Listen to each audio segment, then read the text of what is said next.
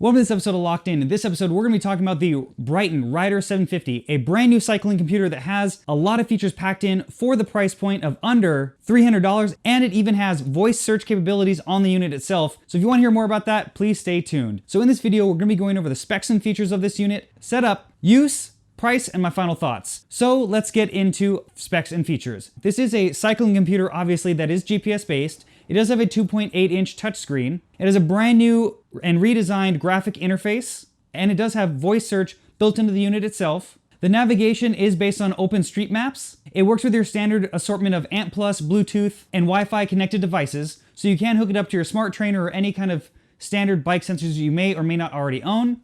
As well as it does have ANT+ radar support, electronic group set support. You can do up to 3 different custom bike profiles, and it does have a claimed battery life of 20 hours. And for all you weight weenies, the unit itself weighs only 95 grams for this size, which is actually pretty respectable. And the unit does come with its own front mount that is actually pretty lightweight at 31 grams. Now let's get into setup. This is a GPS unit that, like most modern GPSs, is going to be set up via essentially 100% of your phone. Now, full disclosure, before I get any deeper into this video, Bryton did send me this unit, and it was a pre-production unit, meaning that when you're seeing this video, this unit is actually out.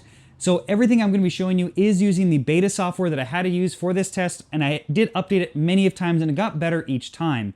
So keep that in mind when you're looking at this. When you get your unit at home, if you do decide to purchase one, it may or may not have a few subtle changes, but at the core, it should be basically the same. So like any other computer, you're going to set up your basic profile with your weight and your measurements and your height, what kind of metrics you want to be using, and then you're going to go into your data fields and simply customize everything on the unit itself. So the nice thing with the touchscreen based unit is if you want to change one of your data fields on any of the pages that you've set up, you can simply do that while you're writing without even having to pull your phone out. You can simply just tap on whatever metric that you want and then simply decide what you want to change it to. And then underneath here, you can see all the other options within each data field of what you'd like to see instead. So that makes it really easy to simply swap any kind of part of the display when you're moving in case, again, some other metric might be more important to you. That is one thing I really do like about a touchscreen display. And even though it is touchscreen, if you're worried about potentially hitting it or when you're wiping the screen, you don't want to hit any buttons, you can simply use this power on and off switch as a lock button to simply lock the screen of the device so that no matter what you do, it doesn't affect or change any metrics on there. You have to simply unlock it again if you want to change anything on the unit itself so that you can have access to those features. Now with a lot of smartphones, you're used to gesture controls, and the same kind of thing happens on here. So you're going to be able to swipe up and down, left to right to get different functions out of this depending on what mode you're in or if you're actually riding or just messing with the device. And then simply, obviously, depending on how you want to carry this unit, it does come with a standard O-ring style strap to put on your bike, or it does come with a really nice front mount. I just do wish it did come with a GoPro mount underneath there to add a little bit. Now you can order that aftermarket, and they do run about $13 on Amazon. So if you want to add that so you can carry a light or another accessory via GoPro mount, that is something you're gonna have to add into this bundle. Now let's get into use. I've been actually very happy with this unit. I've been looking for another cycling unit because I did replace an old Garmin 800 a long time ago and have been riding a Lezyne computer, but I did really miss the mapping function on a full-fledged device like this. I am really happy with the map function. It's very clear to use when riding and off, so if you need to check where you're at, it is very detailed and very clear. You can simply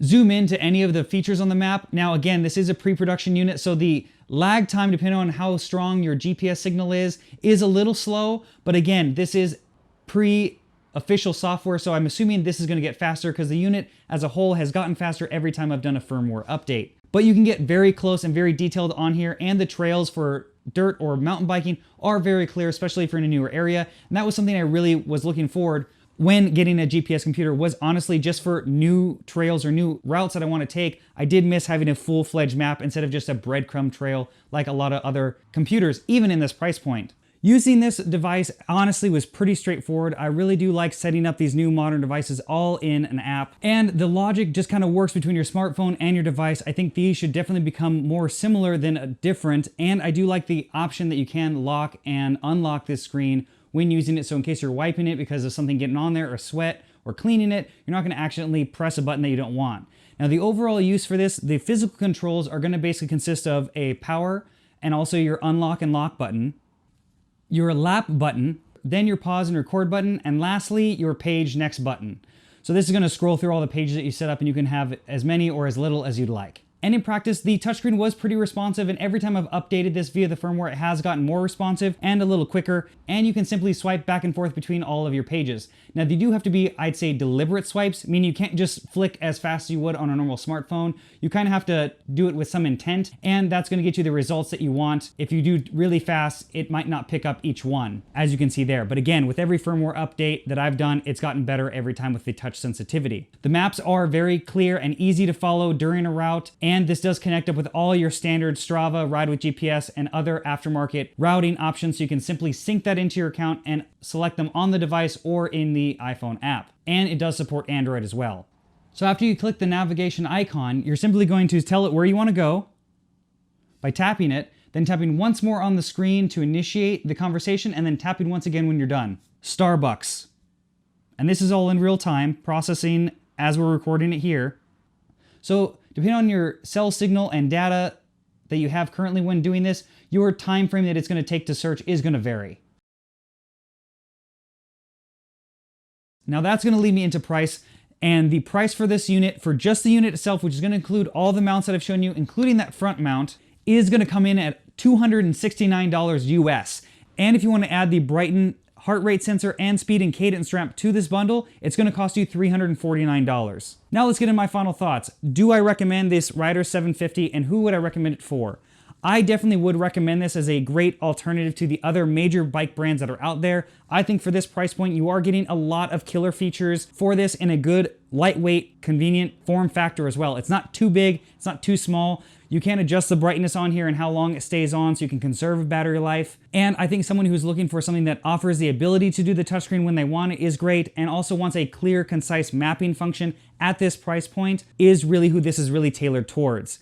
Now, there are a few things I wish it did do better. I do wish that the touchscreen was a little bit more sensitive. And again, I understand that it can't be like a smartphone. And I'm assuming, again, with more updates, this will get faster as it goes. But in use, you do, again, have to be a little bit more deliberate with your swipes. It's not as quick as you're used to with your smartphone. So you have to kind of remember that when using the device.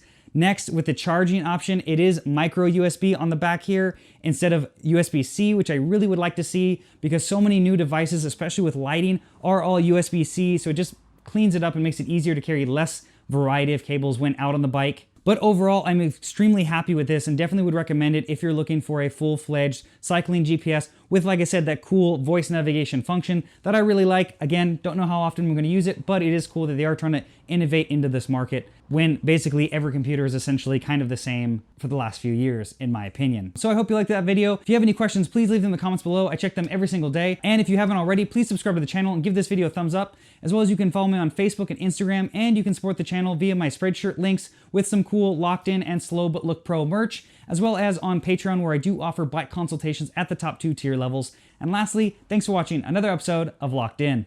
Let's get locked in.